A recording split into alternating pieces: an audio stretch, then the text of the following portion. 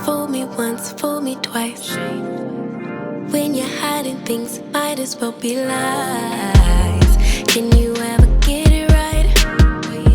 How long will I let this shit fly? Hit up my girls, pull up, I'm outside, waiting by the curb.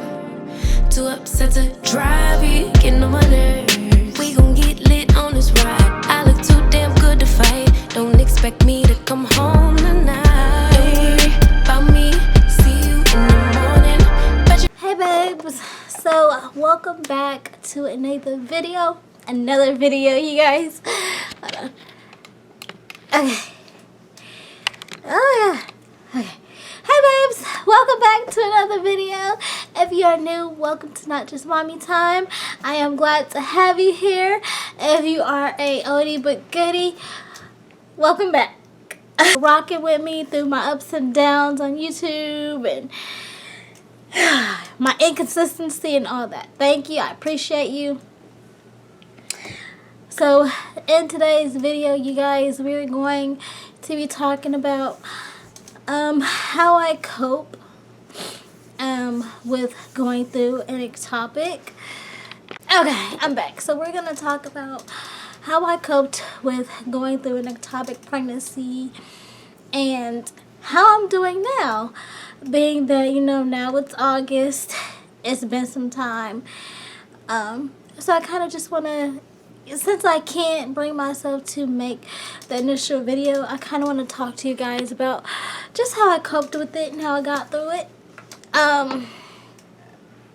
So when I got the word from the doctor that it was an ectopic, and she couldn't find the baby in my uterus, and it had in fact implanted in my left, it was in my left fallopian tube. I cried, you guys. I cried. I sat there on the examination table. I waited till she left the room. I was all by myself because my fiance was with the kids, so it was just me. I broke down and I cried. I called him. I told him the news. I called my mom. Still crying. That whole day and the next day was just emotional because I was by myself. You know, with COVID, the kids couldn't be back there, and my doctor's appointment was, I had to basically force myself in there to force them to see me. So it was no time to take my kids 45 minutes from where my doctor was, to my parents' house. So it was really hard dealing with that. I got some phone calls while I was in the hospital because my phone had died, okay? I'm not the best with keeping my phone charged. My phone had died, so I had my phone just ringing, people trying to call me, and y'all, it was hard. It was hard. I had to stay overnight in the hospital because I had to have a blood transfusion. Your blood levels have to be a certain number before they could give you the methotrexate shot. And I hope I said that right. But before I could get the shot to end the ectopic pregnancy, my blood levels weren't where they needed to be. And that was because I had spent, this was March 8th, I had spent March 2nd all the way to March 8th just bleeding. So my blood level was not where it needed to be. So those 2 days was really, really hard, especially since I was by myself. Once I got to my fiance, without the kids, we were able to talk about what we went through. We were able to pray for God to give us the strength to get through it. My faith in God is, it's what keeps me going. It's what gets me through the toughest times. It's to know that I can lean on Him, and to know that whatever I ask for, He's going to help me through that. Give me the courage, the strength, whatever I need. So going to God and asking for the strength, the courage, and all that was really big for me. Another thing is being a mom, you can't sulk. You can't sit there and wallow and sulk. So my kids are a huge reason why I was able to not sit there and dwell on it, I guess. It was a loss. I grieved it in my own way, yes. But once I picked up my kids from my mom, because eventually my fiance did take the kids to her. So once I got my kids back from my mom, it was mommy mode, okay? It was a switch that went on. It was straight mommy mode. I couldn't focus on what I was going through physically. I couldn't focus on what I was going through emotionally. All I wanted was for my kids to see that mommy was better. My oldest is 10. She knew something was wrong. She didn't know what was wrong, but she knew something wasn't right.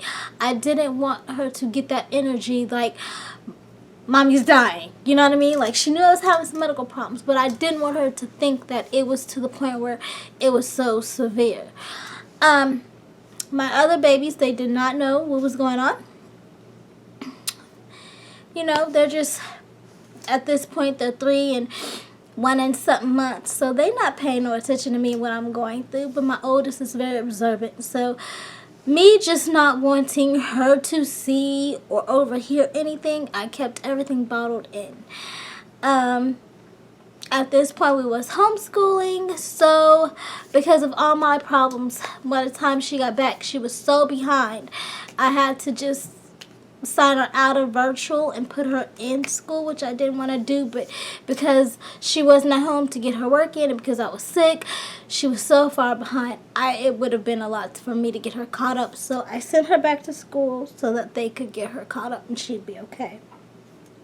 So when she was at school and I'd get the kids situated, there were moments when I would cry. There were moments when I felt like it was my fault. I felt like it was my fault because the day before I started bleeding, I moved the baby bed all by myself because I was very emotional, very hormonal, and I was being stubborn that day, and so I decided to move this huge baby bed, move the direction of it, and the next day, that's when the blood and stuff happened. So I know it's not my fault, but I was blaming myself. Like, if you hadn't moved that bed, or if this, or if that, or you would have just stayed off your feet. Like, I blame myself for it. I thought it was my fault. Because even though I know, like, I have no control over a topic, I know that it's not my fault that the baby didn't implant where it needed to implant. I know that. But at the same time, it's like you know something, but you still blame yourself because you still feel like it's your fault. So I blame myself for that. I don't anymore, but I still, in the back of my mind, think, what if you hadn't moved that baby bed? You know, like, I don't know. It's a mind game type thing, but to get through it, you guys, I honestly prayed my way through it. I mothered my way through it. I kept myself busy with laundry and cooking and cleaning and focusing on the 3 special babies that I have now. I threw everything into them, okay? Just to keep my mind off of it. I had to take a step back from vlogging for a while because I was vlogging. I was starting to vlog this pregnancy, and it's like, now you can't do that. So I had to take a step back and get myself right. But it was very emotional. It was very hard, but talking to my fiance, it helped. Unfortunately, I didn't have anyone to talk to that went through an ectopic before. I don't know anyone that has an ectopic. So I didn't have anyone to talk to. During this time, I literally had 2 friends to reach out to me and to check on me, and 2 friends that I could talk to and confide in. But other than that, other than those 2 friends, I literally had nobody but my fiance and my kids. And I let my 2 friends in as much as I could, just to let them know how I was feeling. So, I mean, it felt good to talk to them. But at the same time, it was really kind of hard, because at the same time, they didn't know what I was going through. They couldn't relate to the pain and the emptiness that I now feel.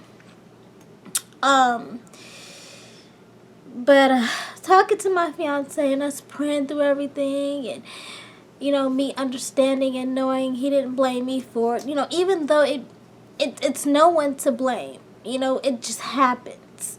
But with me feeling like it was my fault, him telling me, no, it's not, like, that was comforting. So it was hard, you guys, but I'm still dealing with it. I take one day at a time. I thank God for the babies that I do have. I thank Him for giving me the awareness that I knew something was wrong, for me to be like, hey, I need to be seen today. So I thank Him for that. I thank Him every day that I had that motherly instinct. Something's not right here, because I could have lost my life. I could have lost a tube, and luckily I still have both my tubes, even though the methotrexate didn't take immediately. I'm very lucky that I did not lose my tubes. So it was hard. And the question arises, about another baby, and if we want to try again, and it's scary. It's scary to try again after you've been through that, And especially when you have other babies, it's like, well, we do have babies, so we can just let this be that, like, we do have babies. We don't have to try again. We could just be satisfied with the ones that we have. But I think we do want another one. It's just getting over the loss of this one first. It's not easy by far. I did slip into a depression, but it wasn't as bad, because, like I said, I had my kids, and they would literally brought me through, because they needed me more than I needed to focus on what was happening to me. They needed to know mommy was okay. They needed to know mommy's strong. So I masked all my feelings, put it to the back. And I still put it to the back, which is probably why it's such a problem. But I literally put it to the back, and I put my kids forefront of everything that I do. And so that's how I'm coping, by just throwing myself into my kids, throwing myself into my life as a mom, a fiance, a business owner. I have some great things that I have coming out because I've threw myself into my work. So I've come a long way from March 8th, when I found out that it was ectopic. I was really devastated. I was really crushed. But I feel like with God I can get through anything. I feel like this situation can only make me and my fiance stronger as a unit, stronger in our faith. So yeah, that's how I'm coping with it. I'm still going through it mentally. I'm not going through it physically anymore. Physically, my body is where it needs to be. Everything's back to normal, but emotionally, mentally, I'm still not there. And it doesn't help because I'm in August and I just keep thinking about, oh my God, I'd be this far along and we'd be getting ready for the baby, and the baby was supposed to come around my son's birthday, and they'd be birthday twins, and you know, like, just think about all that, you know what I mean? But I know that if the time comes and we decide we want another baby, I know that God will bless us with another beautiful baby if the time presented itself. We are currently praying to see where God leads us.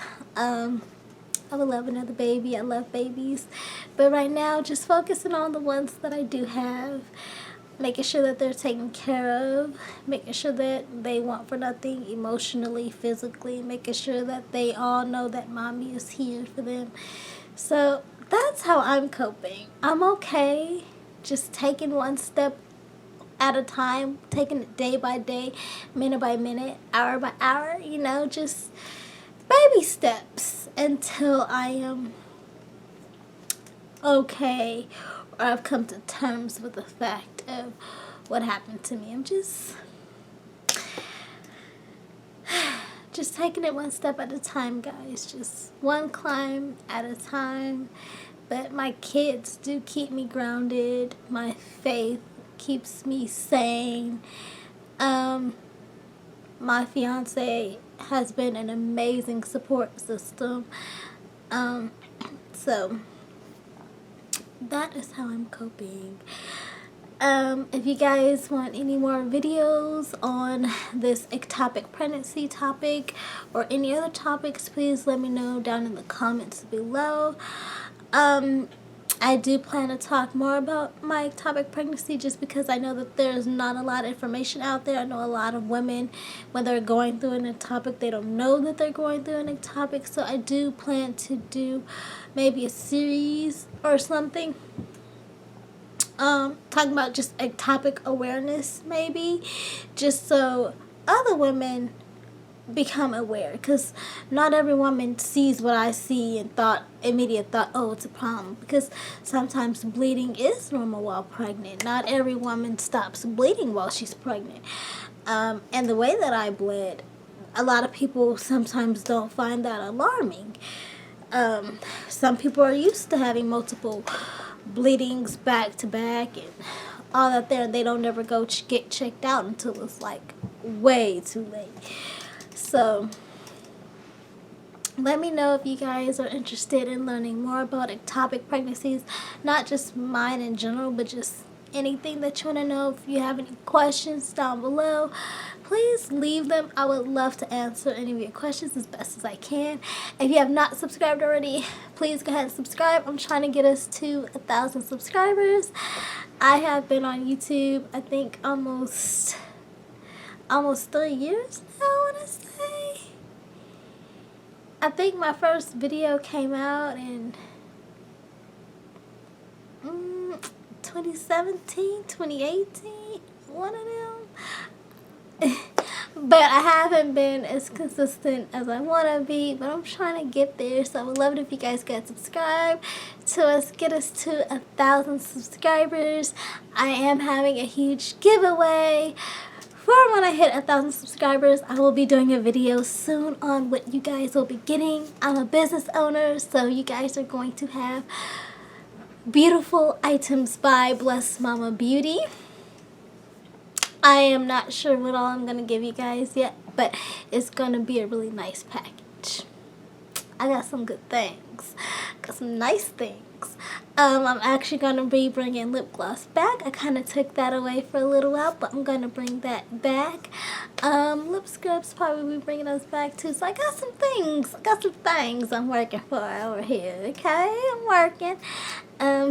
But please do go ahead and subscribe to your girl. I love you all so much, and I thank you for hanging out with me, hearing about how I'm coping, how I'm dealing with life, you know, and just enjoying my 3 beings that I brought here, you know. So I love you guys. Have a blessed day. Give me a thumbs up, subscribe, comments. I'll see you guys later. Bye. Fool me once, fool me twice. When you had